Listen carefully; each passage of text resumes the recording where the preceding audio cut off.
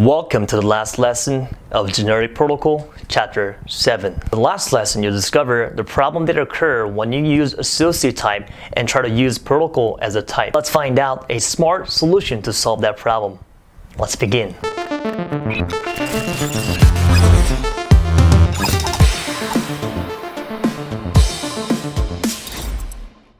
Welcome to Lawrence Swift. About today, let's talk about type eraser. Here's a problem statement. Let's circumvent the problem that we had in the last lesson. We weren't able to create an object by calling listable, right?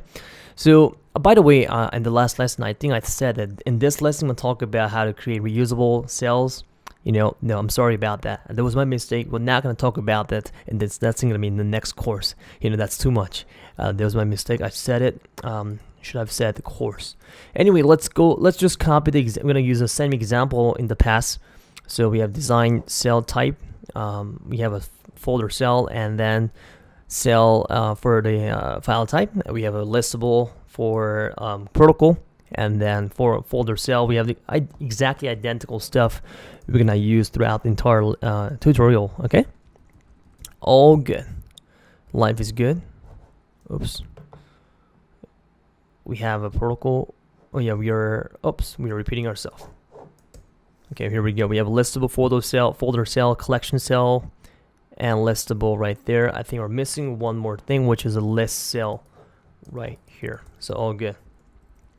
But now, so by the way, we're gonna have a before you learn about type eraser, you're gonna know generics very, very well. You're gonna know Clojure very, very well. So if you're now comfortable with this part, again, you're becoming an advanced Swift developer. If you want to become an advanced Swift developer, you definitely know what it means to use generic protocol, generic function structs and classes, and also you got to know Clojure. You should be able to handle Clojure like a boss. You should be able to use it like a boss. Okay. So now here comes. Let's learn how to create a wrapper. Also. So I'm gonna explain what it means by type eraser by the end of this lesson, but we call it, let's design a wrapper. Wrapper, when you hear the word wrapper in programming or software development, wrapper is nothing more than a class or struct, like a blueprint that allows you to take anything. So for example, you have a class, for example, any, when it comes to structs, string can be any, int can be any, right? Any is like a wrapper of anything you can work with. You know what I'm saying? It's like a wrapper. You can have wrap around it. So you have a string value, you can have a int value, you can wrap around it and to make an object called any. So something like that idea. Hope that makes sense to you. So this wrapper is a secret that allows you to create this some sort of a thing that we've tried to do in the past. But this idea of using wrapper is something very genius about it. I probably would not be able to come up with my own, right? This is this code that written by somebody else. It came up with a very clever idea to circumvent the problem, right? Circumventing the problem, the idea came from somebody else. I don't exactly know. But I'm just gonna copy this code and then walk you through one by one after, okay? This is a circumvent. This is how you circumvent the problem. This can be a little overwhelming. You should be ready for it, but as long as you're ready with Clojure as well as generics, you should be good with it. So like I'm copy this, okay? You can pause the video, but I'm gonna walk you through. So we have something called any cell, and the any cell is the generic classes that confirms the listable, okay? So what we should be able to do is we should be doing something like this: collection cell, any cell, and then any cell, collection cell, make an object. You're gonna enter collection cell here, and you can also do list cell down the road like this, like that. So you're making any cell. Your wrapper is like any cell wrapper. So you're able to take any values to something like collection cell and the list cell. But you should not be take any value. You should be able to take something that confirms a listable. So I'm gonna walk you through.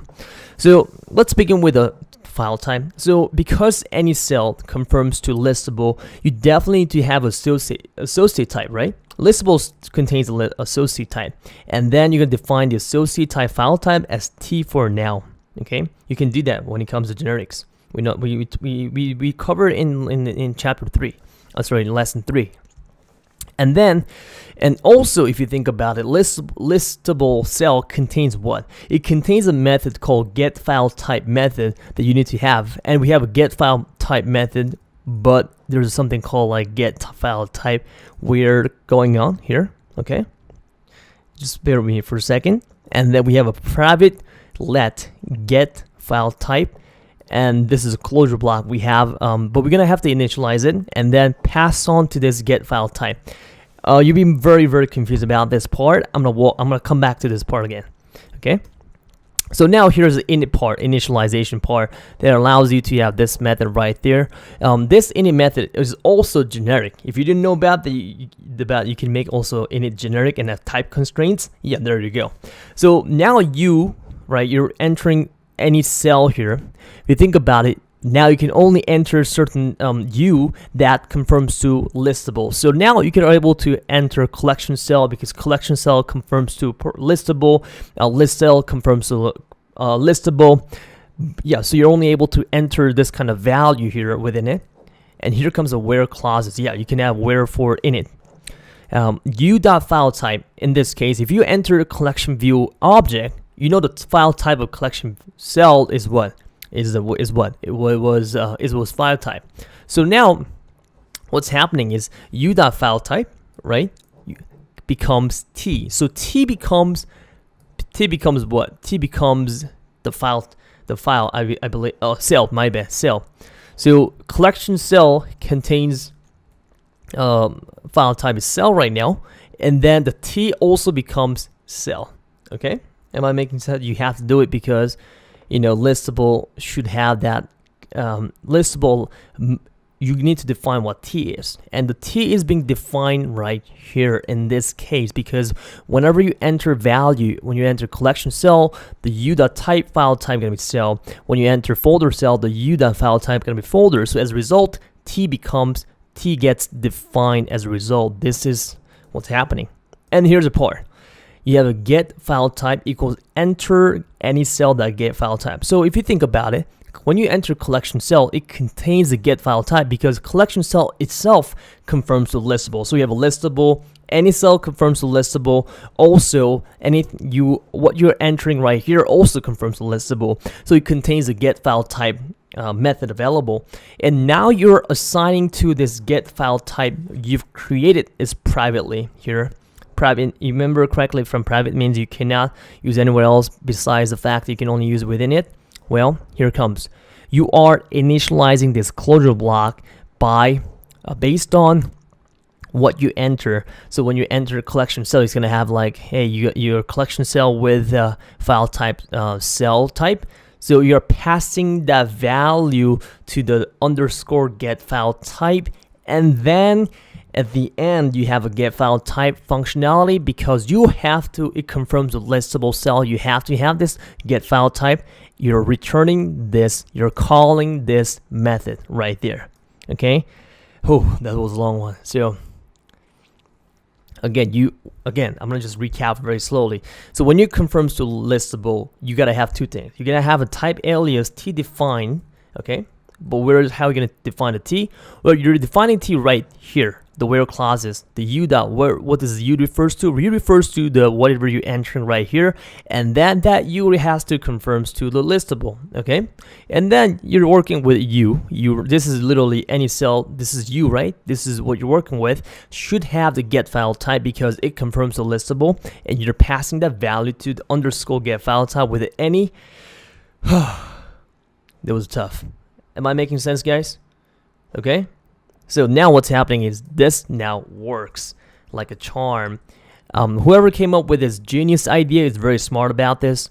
I probably have not have come up with, probably it took me a little while for me to do that. So we have a ability to use this amazing ability to combining, calling any cell. And if you realize it is not a list cell, listable, it is actually called any cell.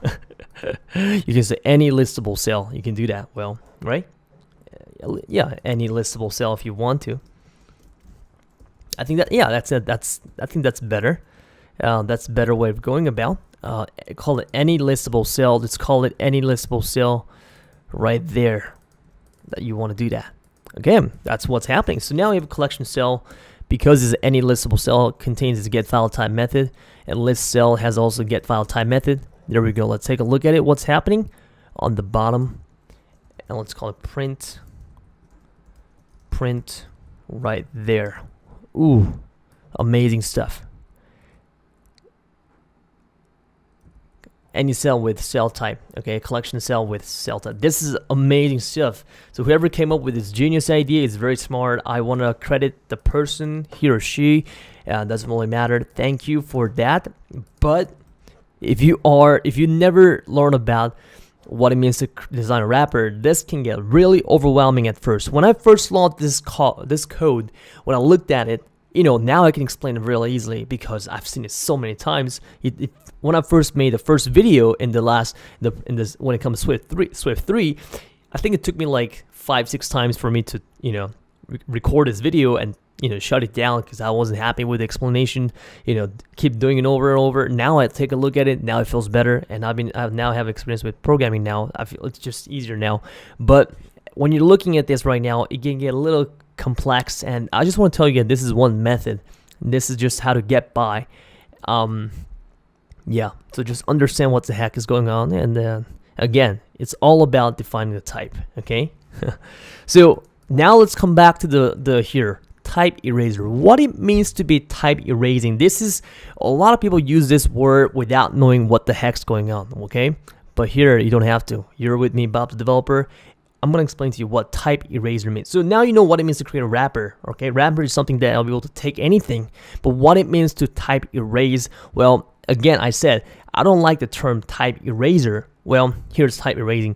You're erasing the abstract type, all right? Right now, if you think about T and associate type to concrete type, string int file cell.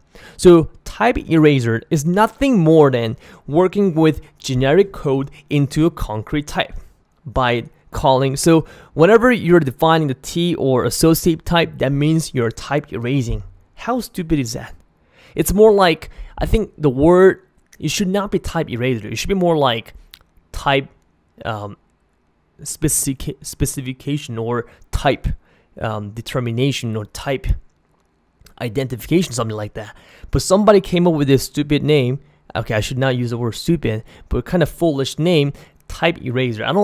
I've never talked to the person, so I don't exactly know what the behind thinking is. He or she might be right, but based on the person, I'm just studying this code and the way they designed this type eraser stuff here, just makes me kind of wonder why they decided to create, come up with this type eraser name. It should be more like type type specification. I think that's a better word. Okay, that's what type erasing means. You're just replacing T and associate type into a concrete type. That's what type erasing means. Yeah, that's it. But when you're working with somebody, this is a lot of code. Can be a little overwhelming, and this is a little overwhelming. So you might wonder, is this really the right approach when you're working associate type? Do we really need to use protocols? Well, in the next course, let's find out how I do it. So you learn how I do it, you follow what I do it. For me, when I make a single course, it takes me a lot of time for me to research.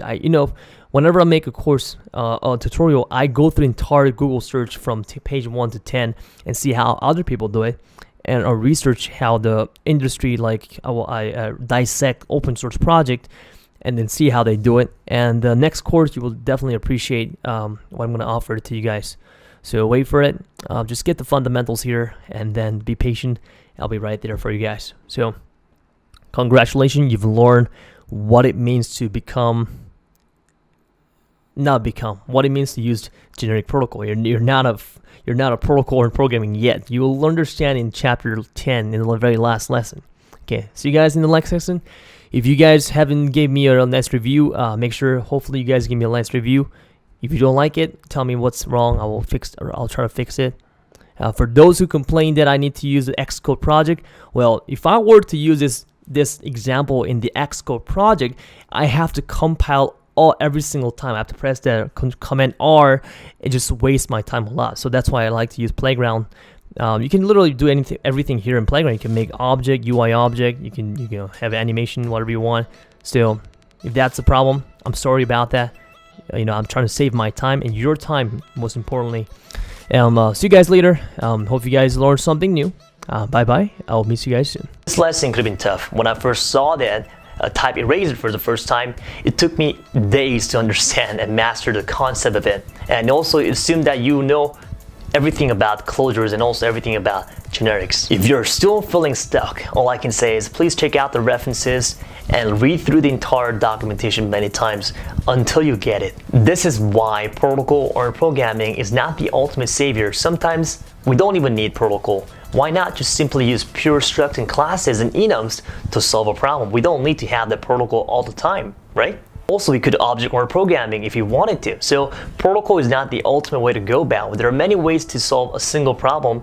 And again, as I mentioned many times, it's all about pick and choose. There are pros and cons. There's no black and white. But whoever came up with the idea of type eraser is smarter than I am. Since this is the last lesson of this chapter, let me talk to you a little bit more in the next video.